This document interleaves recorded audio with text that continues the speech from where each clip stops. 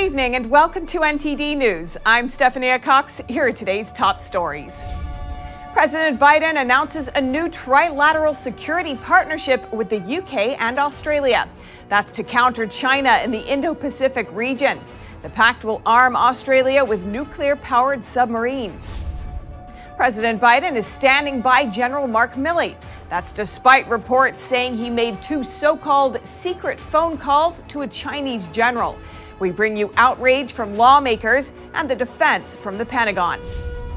Polls to recall California's governor closed last night.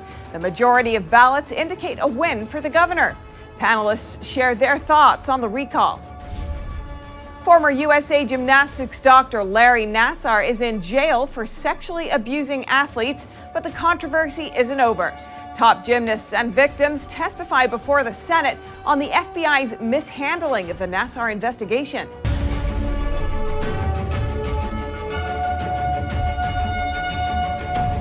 The U.S. is entering a new defense pact with the U.K. and Australia.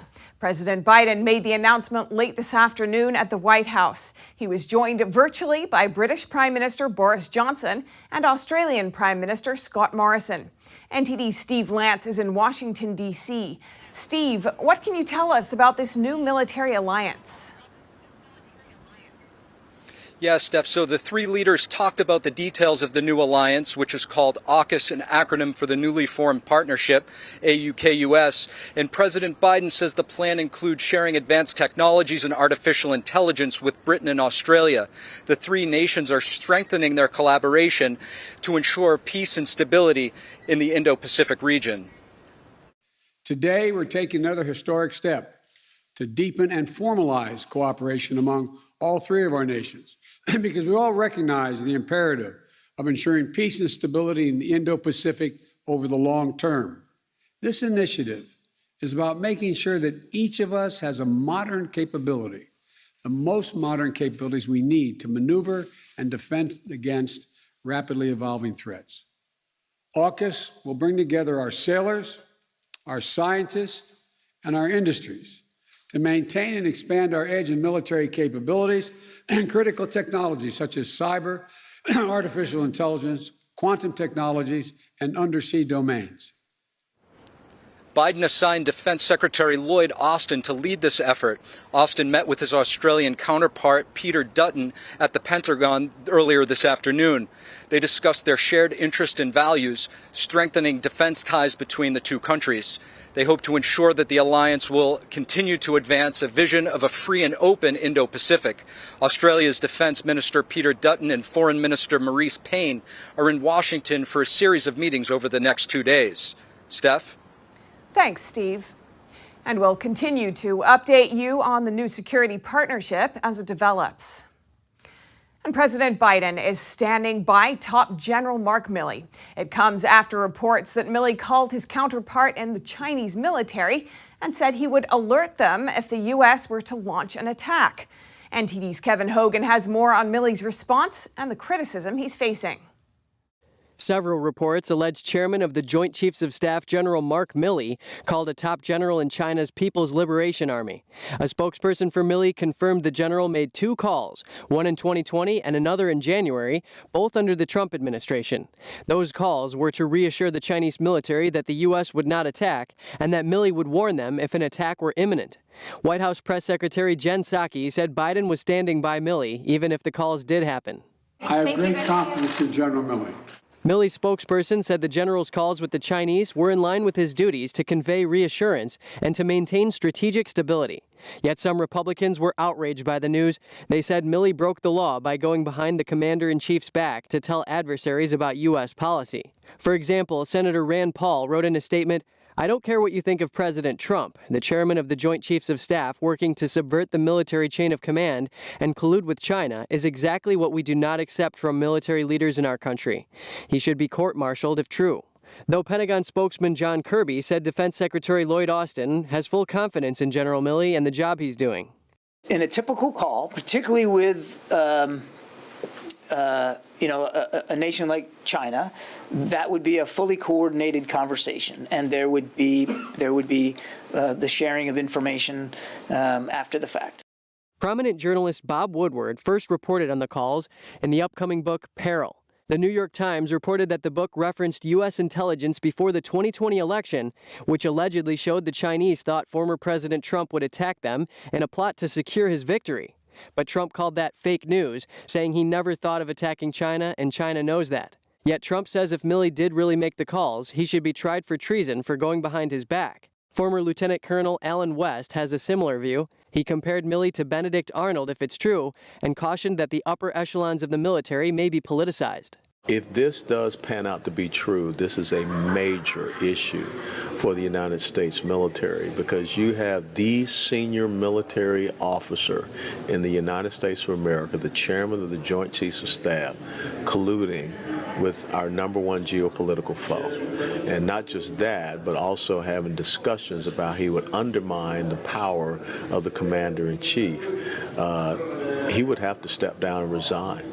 Several Republicans have called for Milley to be fired or resign if the allegations are true, and Milley is set to testify before Congress later this month on the U.S. withdrawal from Afghanistan. Kevin Hogan, NTD News. And following California's recall election, 2 election chairs call for reform in the recall system, saying it's flawed. Here's NTD's Eileen Eng with more details. Election chairs announced they intend to hold a series of hearings in the coming months to reform California's recall election system. They question whether or not the system is still balanced and fair following the 2021 gubernatorial recall election. And now that the recall is over, I believe it is time to reevaluate and update California's recall process. Senator Steve Glazer, chairman of the Senate Committee on Elections and Constitutional Amendments, and Assemblymember Mark Berman, chairman of the Assembly Committee on Elections, intend to have a proposal for the 2022 legislative session. The voters want to see a more democratic process put in place that keeps elected officials accountable, but prevents political gamesmanship of the rules. We hope to work with policy experts and stakeholders of different political perspectives on a viable solution that ultimately makes sense for a modern day California. California law should not allow an elected official to be recalled and replaced by someone else who receives far fewer votes. And I really look forward to hearing from a bipartisan group of experts about how California's recall process should be reformed. They intend to look into the definitions and conditions of when a recall is applicable. California's recall process has been sparingly used in its 110 years. There have been multiple attempts, but only 2 qualified for the ballot. Neither of us are suggesting that the recall process be eliminated. We're simply saying that that accountability is good and that it needs to be maintained, but we have to look for ways to modernize it and to understand how it's been manipulated over the last couple decades in a way that we think might be counterproductive, and that the voters of California at the end of the day might view it as counterproductive, because they'll be the final judges. The chairs are considering mimicking other states' recall election process. 19 states have an official recall election process. California is among the 6 states where a successor is on the same ballot. 9 states hold a separate special election. 5 states appoint a successor. Eileen Eng, NTD News, California. As of today, ballots indicate over 60% of California voters want to keep the governor in office, while under 40% want him recalled.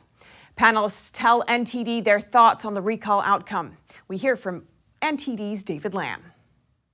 After the polls closed on Tuesday, stats were quickly changing, but it stabilized around 66% voting no to the recall and 34% yes. Several panelists gave us their thoughts after Newsom declared his victory speech. I must say a race that put the Democrats on edge. They had to call in all the big guns from the East Coast to come out and rescue this guy. Otherwise, I think he would have failed. He would have flopped. And they also had to spend $80 million to save his hide. So that's what happened here. Kashishin said that California is still a blue state.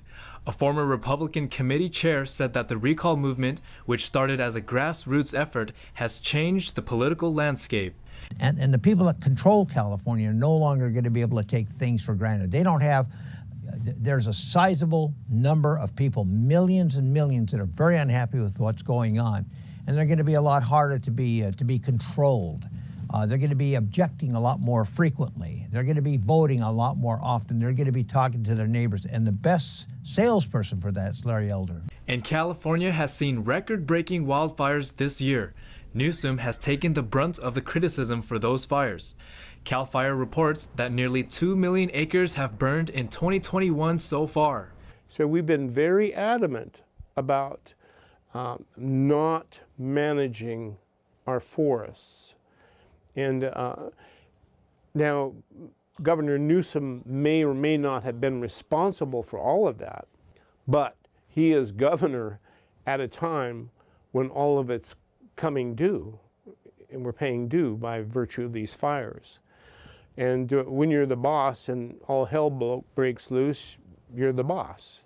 Some Californians were happy about how quickly Newsom responded to the state's COVID policies, but not everyone agrees with California's mandates. People are intelligent. They can make their own decisions about whether or not to go into a business with a mask.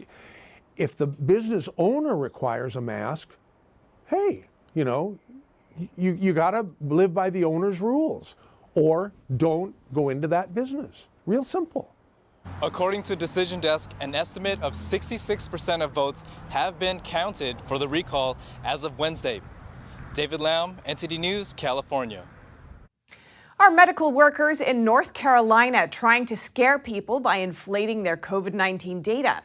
A leaked video's got people asking this question, and a hospital sticking up for its staff. NTD's Miguel Moreno has the details.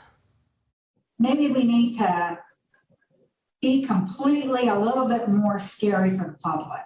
Probably not what you'd expect to hear from a doctor. That's Dr. Mary Catherine Rudick, a physician working for Novant Health in North Carolina. The National File, a media outlet, published this leaked clip of Rudick and other staff members.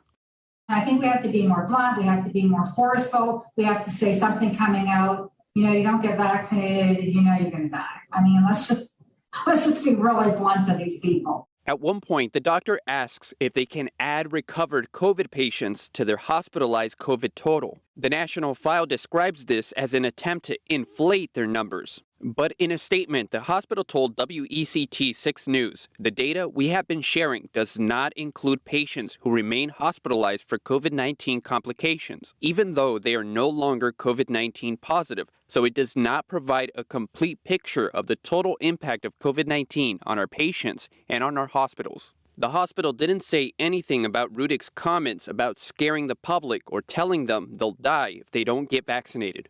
Miguel Moreno, NTD News. New York City's vaccine mandate has brought about a lot of division. It went into effect this week. Now you need to show proof of vaccination to fully experience the Big Apple. And a new poll shows most New Yorkers want it this way. NTD's Miguel Moreno has the details. New Yorkers held several rallies against New York City's vaccine mandate, which is now being enforced. So this means you can't go to the gym, you can't dine in, or even watch a movie unless you're vaccinated. So the dissent is noteworthy, but a new poll shows that most New Yorkers, nearly 2/3, support the mandate.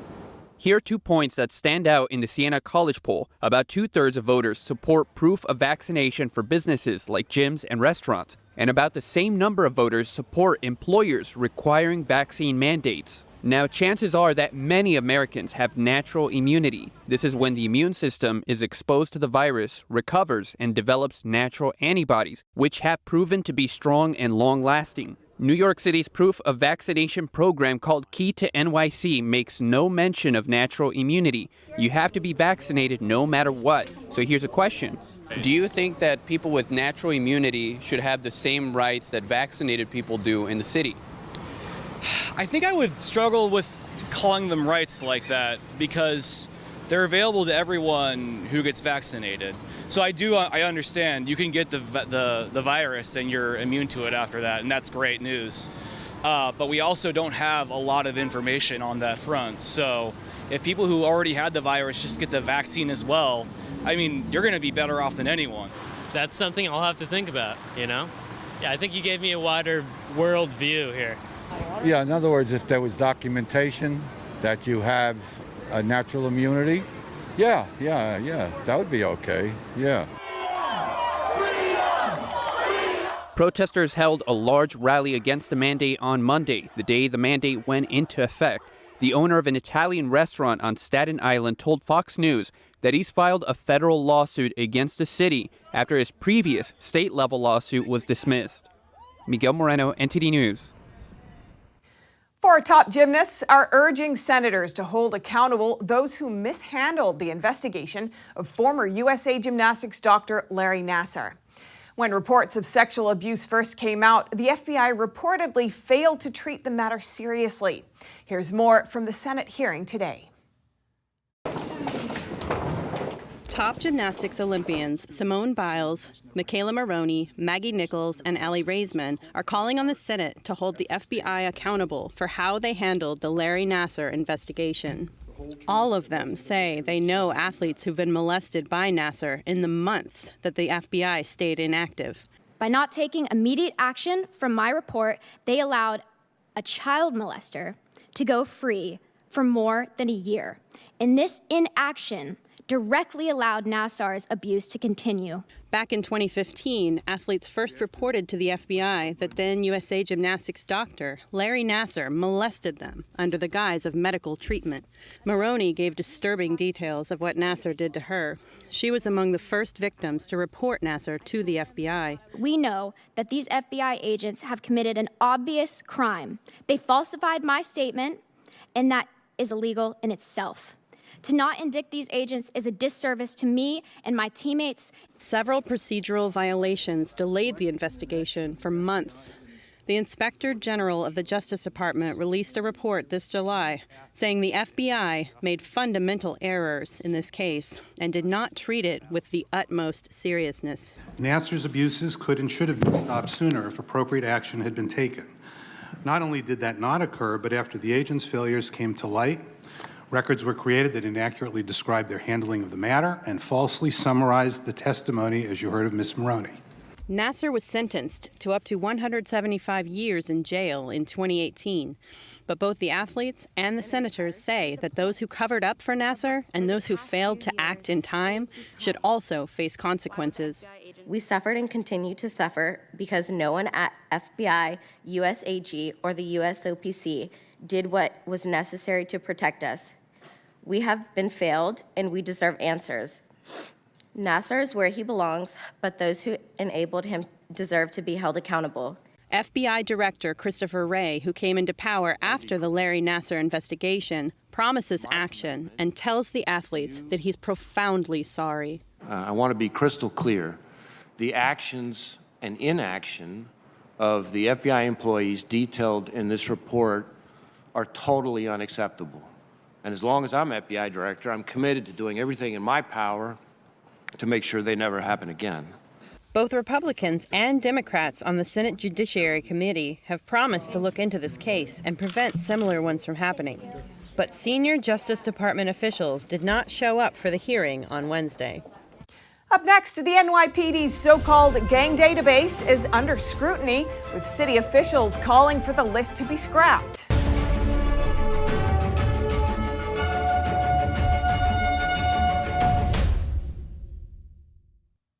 Like other cities across the U.S., New York is fighting gang violence. But some are saying some of the NYPD's tactics is not working.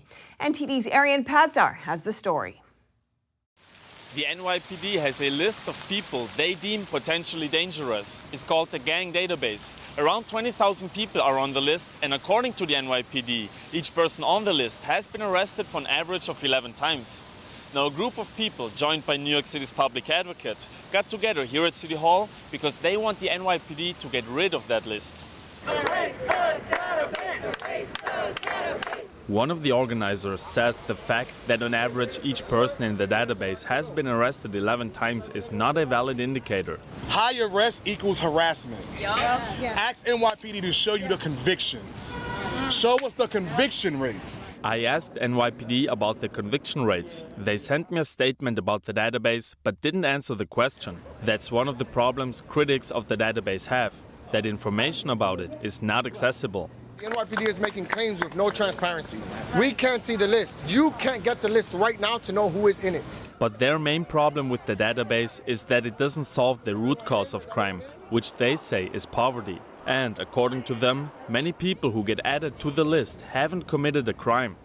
Mayoral candidate Curtis Sliwa says the list should be kept, but updated. They got too many guys and gals on that who haven't been in a gang in 20 years, so they haven't deleted them. Remove the old-timers who are no longer gangbangers, add all the new jacks who are gangbangers, and have a centralized gang task force unit that's citywide. In their statement to NTD, the NYPD says that shootings have doubled in the past 2 years, and preventing investigators from accessing information in the database is a disservice to police and the community. Arian Pastar, NTD News, New York. What challenges are Generation Z students facing when it comes to free speech on campus? The Bipartisan Policy Center held a webinar to discuss cancel culture on college campuses and its negative effects. NTD's Jason Perry has more on what students have to say. Michael Hernandez, who studies at the University of Connecticut, explains why cancel culture can be disruptive to intellectual conversations. I think it's okay to say to someone, hey, Mike, what you said, I really don't agree with you. And I actually disagree with you on a very fundamental level. It looks like we have different values and I really like to talk to you about it, or I don't want to talk to you about it. That's completely acceptable. Cancel culture is something, it's a different mechanism. Again, it's one of those social forces that really makes you question how things are being run.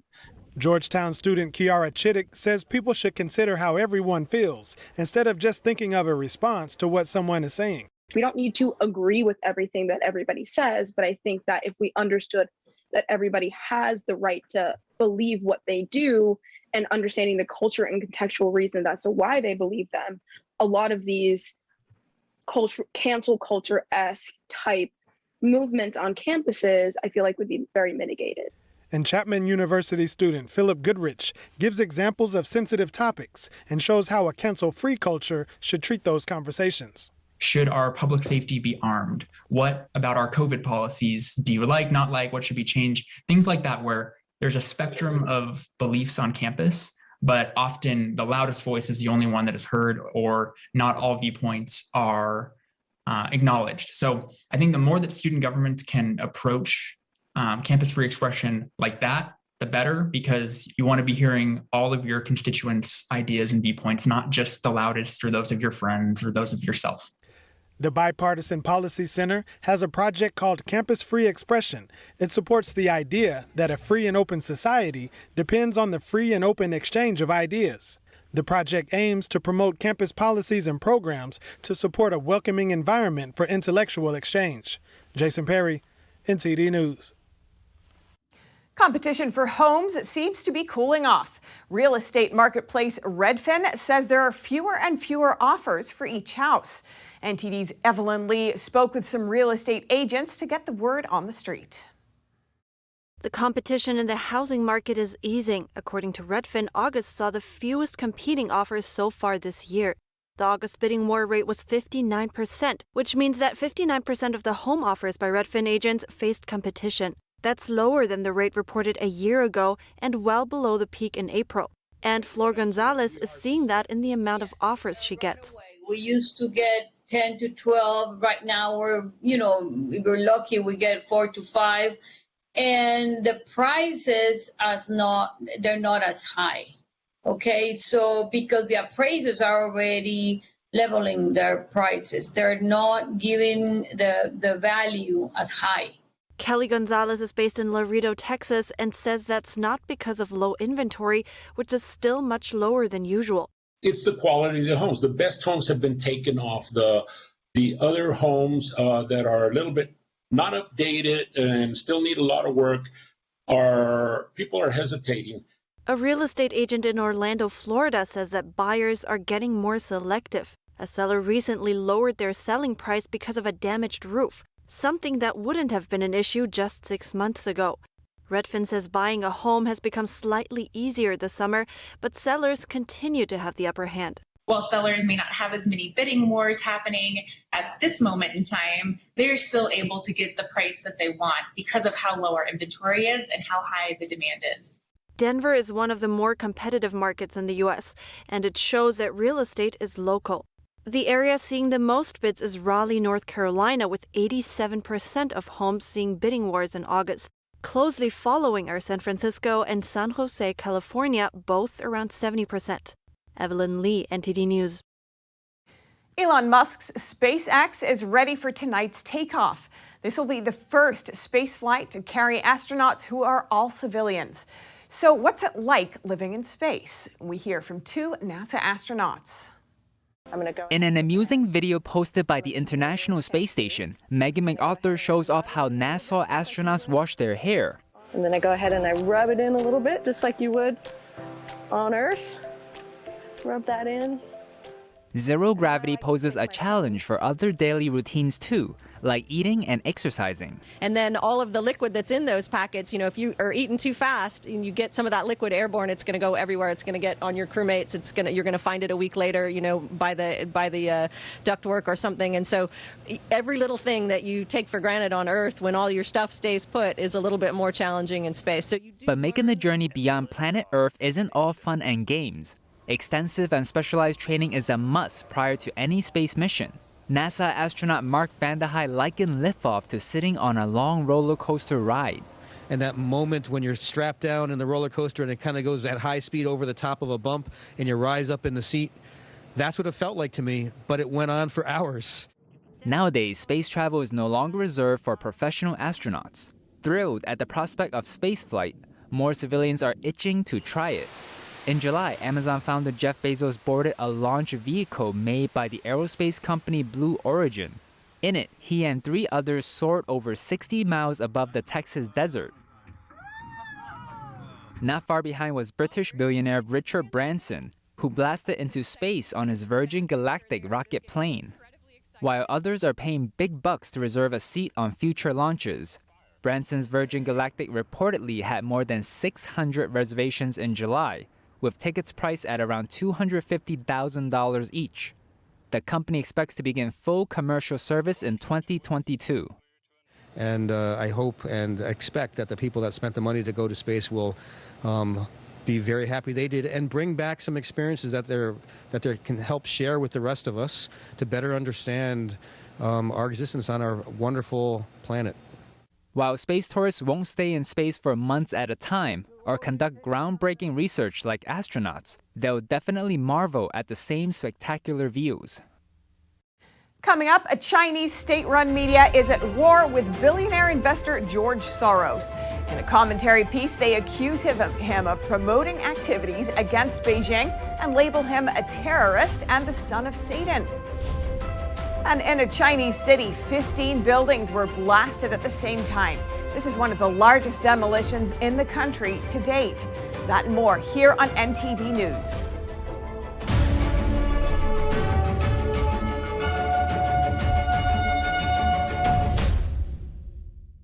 % of news outlets in the United States are controlled by 6 corporations. They're not out to tell you the truth of what's happening. They're out to tell you the picture of the world that they represent.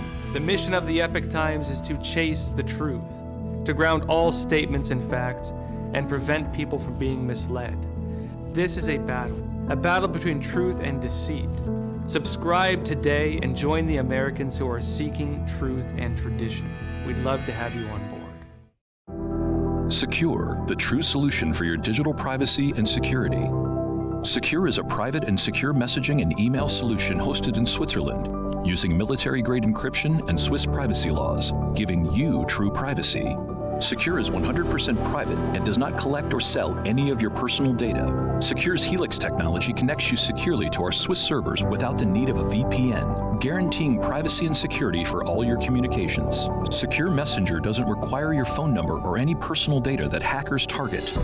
Chat by Invites allows you to chat privately and securely with anyone outside of your secure network without the need for others to download Secure. Secure Send offers you a private and secure way to email anyone outside of Secure. You won't find this level of privacy or security on any other email or instant messaging application. Visit secure.com. Regain and protect your privacy today.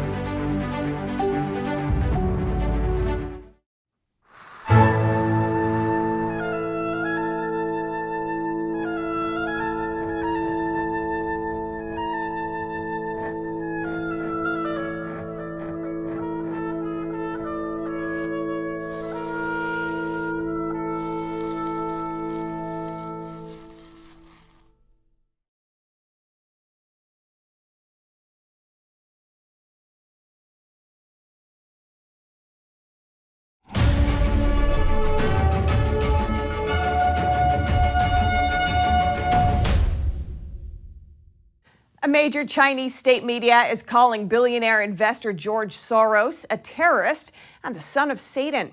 That's after Soros wrote an opinion piece about a $1 billion investment in China.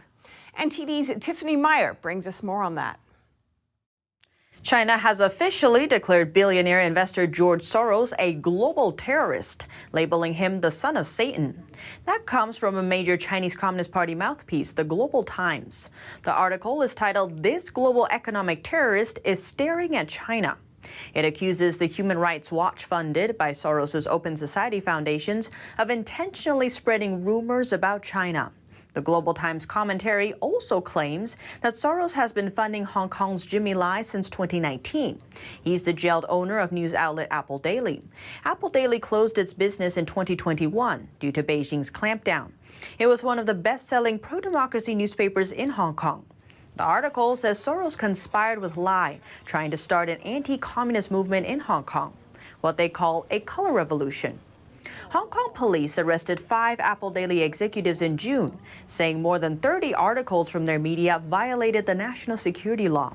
The articles called for foreign sanctions against Beijing. Over $2 million in the newspaper's assets were frozen. Soros recently wrote a commentary in the Wall Street Journal speaking about BlackRock, a New York-based investment management corporation. He said its $1 billion investment in China was a tragic mistake. 15 high-rises in China are demolished at the same time. Prior to the blast, the buildings had been sitting unfinished for over 8 years. One of the biggest demolitions to date in China. Real estate developers recently blew 15 buildings to bits using several tons of explosives. Within 45 seconds, over $150 million worth of property collapsed into dust. The site is located in Kunming, a city in southwestern China. The now leveled high-rises had been sitting unfinished for 8 years. Construction was halted several times due to a lack of capital and several ownership changes. The current developer believes the property could no longer meet market demand. Plus, there were safety issues because of rainwater damage to the building foundations. Developers now plan to build other types of housing in the same area. Unfinished construction projects are becoming more common across China. In some cases, these properties are abandoned even in wealthy city districts. Like this building in Shanghai. Its construction started in 1999, but came to a halt in the early 2000s. It remains empty to date. And in the port city of Tianjin, this skyscraper was supposed to become the tallest building in northern China. But developers abandoned the project in 2015 because of funding issues. In the south, the sprawling metropolis of Guangzhou City is no different. More than 160 buildings there have turned to ruins after developers failed to finish building it. And in northeast China, one major construction site has gone stagnant for 20 years. It had been earmarked to become Asia's biggest theme park. Juliet Son, NTD News. The Chinese ambassador to Britain has been banned from Parliament because Beijing imposed sanctions on lawmakers who highlighted alleged human rights abuses in Xinjiang. Here's NTD's Eddie Aitken with the details. China's ambassador to the UK has been barred from Parliament. This is after lawmakers sanctioned by the Chinese regime expressed outrage over his scheduled visit. Zheng Ziguang had been due to speak at the event there on Wednesday, but he was banned after the speakers of both houses intervened. In March, the Chinese regime imposed sanctions on 9 British individuals in retaliation for UK sanctions against Chinese officials responsible for the alleged abuse of Uyghurs. But the all-party Parliamentary China Group still invited Zheng to its summer party on the Commons terrace overlooking the Thames. Among the sanctioned were 5 Tory MPs and 2 members of the House of Lords. Some of them wrote to the speakers in protest against the invitation. They said it would be unthinkable that the Chinese regime's representative in the UK is still apparently free to come to Westminster and to use facilities here as a mouthpiece for his regime.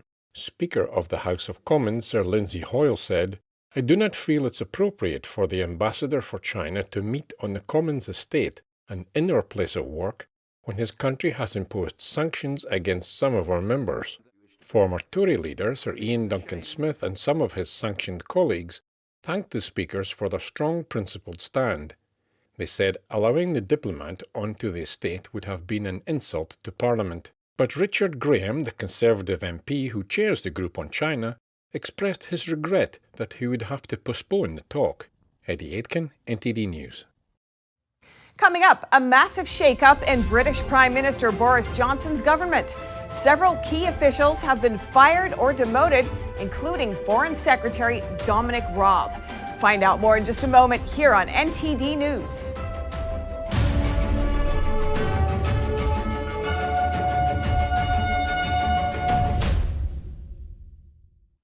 British Prime Minister Boris Johnson is demoting his foreign secretary in a major reshuffle. Johnson is removing his colleagues who have been under fire recently so that the government can refocus on raising living standards after COVID-19. The shakeup happened after Johnson's top team members faced months of criticism for missteps and gaffes. Some say the Prime Minister wanted to kick off the process many weeks earlier. That's in order to press on with his levelling up agenda, a plan to raise income levels in every part of the UK, including rural areas. Dominic Raab lost one of the so-called great offices of state in the Foreign Office to become Justice Minister. He has faced calls to resign since he vacationed in Greece when the Taliban were taking over the Afghan capital of Kabul. But to soften the blow, Johnson also appointed Raab as Deputy Prime Minister.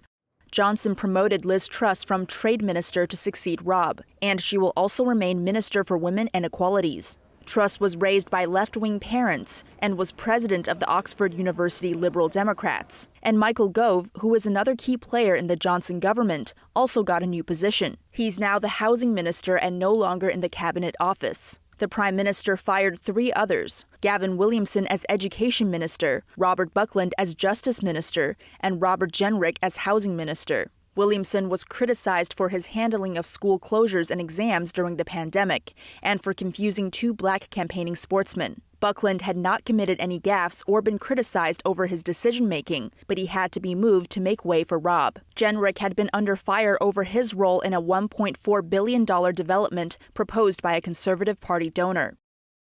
TikTok's lead data privacy regulator in the European Union has opened 2 probes into the Chinese-owned short video platform. They're related to the processing of children's personal data and transfers of personal data to China. NTD's Faye Quarter has more. TikTok faces 2 new investigations in the EU. The first probe focuses on how TikTok processes children's personal data. The second one relates to TikTok's transfer of personal data to China and whether its data transfer to non-EU countries complies with the bloc's data privacy law. TikTok could face a fine up to 4% of its global revenue from Ireland's Data Protection Commission, which is the company's main regulator in the EU. Owned by China's ByteDance, TikTok has grown rapidly around the world, particularly among teenagers. But it faces criticism that it has failed to protect children from hidden advertising and inappropriate content. Back in August, TikTok announced stricter privacy controls for teenagers, seeking to address those concerns. But a recent in-depth report from the Wall Street Journal shows how its algorithm could show minors a constant stream of sex and drug videos. Faye Quarter, NTD News. A wildfire in southern Spain is finally under control after 6 days. 2,000 people were evacuated as it burned through forests. NTD's Eddie Aitken has the story. A wildfire that burned for 6 days in southern Spain is brought under control on Tuesday. The wildfire devastated nearly 40 square miles of forest near the Costa del Sol since starting last Wednesday. 6 days of fire left scorched trucks and burnt bulldozers. A vet drives through the area looking for hurt animals. Today is the first day that the fire is under control, and that's why we're here now with food and medication and everything for animals and the wildlife, to see if we can find animals hurt, burned, that are near the road, so we can help them. The wildfire was said to be one of Spain's most difficult to tackle in recent times. About 1,000 firefighters backed by 50 aircraft worked to put out the blaze. One firefighter died while working to extinguish the fire. 2,000 people were evacuated. Well, it's obviously a real big tragedy for a lot of people, since there's been a lot of people that's been evacuated in the past few days. We also had to sleep in a parking lot right over there next to Bear Harbor, just because we weren't sure if the wildfires would be catching far enough, because like even with slow winds, I mean, fires can be traveling for like 10 kilometers an hour, so it's very unsure for a lot of people. Fanned by strong winds, the wildfire spread through the mountainous area above Estepona, a popular spot with British tourists and retirees. Environment officials says the blaze appeared to have been started deliberately and investigations are underway. Eddie Aitken, NTD News. Coming up, a new installation on a famous Parisian monument is garnering mixed reactions from tourists. We hear what they have to say. And Italy is celebrating Dante's work and heritage on the 700th anniversary of his death. A major basilica in Florence has revived the poet's Divine Comedy in 3D video projections.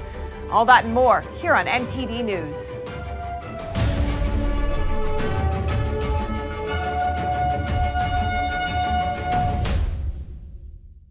Hello, I'm Mike Lindell, inventor of MyPillow. Thanks to your support, you've helped make MyPillow become one of the fastest growing companies in America.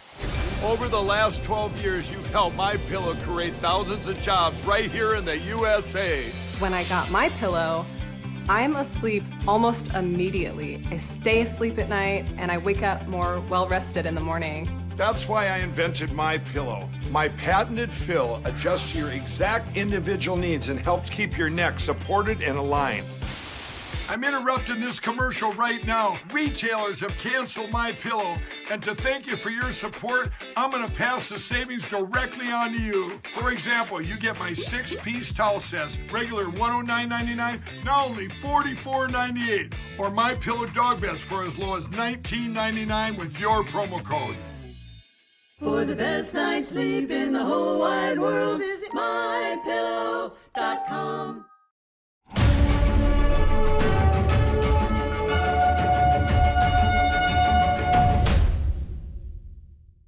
Tourists in Paris reacted with a mix of surprise and disdain on Tuesday when they discovered the iconic Arc de Triomphe monument had been covered in a shimmering shroud.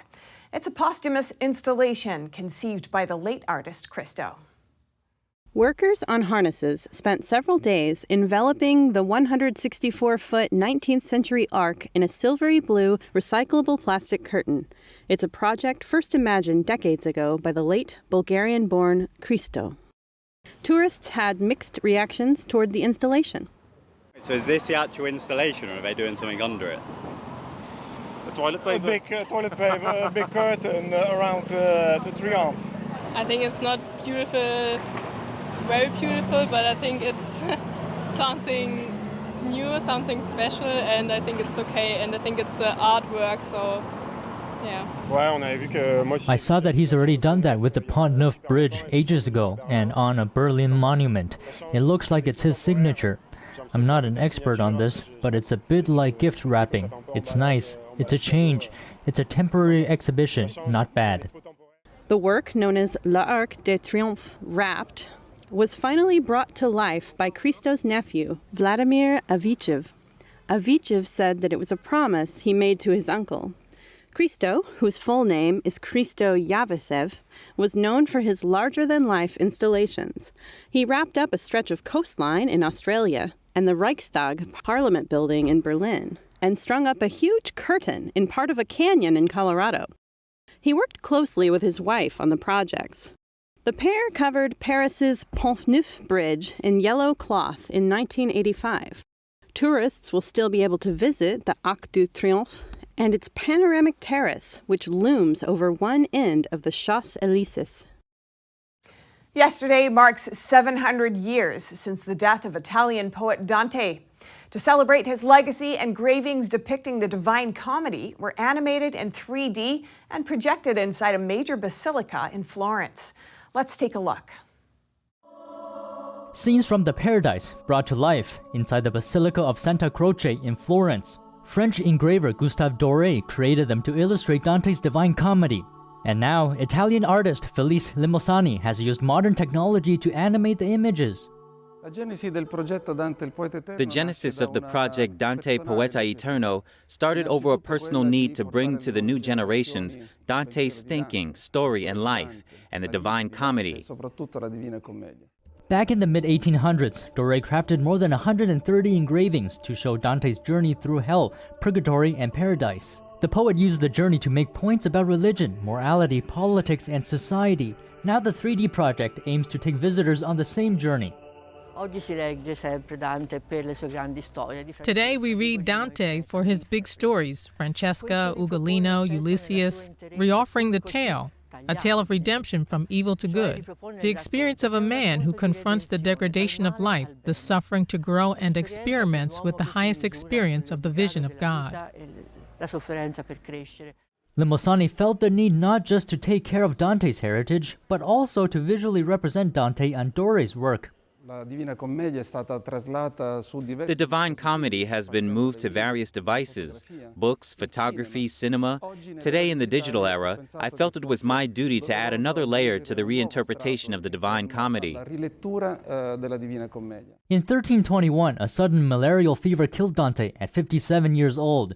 He had been exiled from his hometown of Florence at the time. Now, on the 700th anniversary of his death, the entire country of Italy is celebrating his work, his art, and his heritage.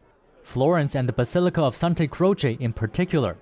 The exhibition runs at the Pazzi Chapel of the Basilica from September 14th to January 10th next year.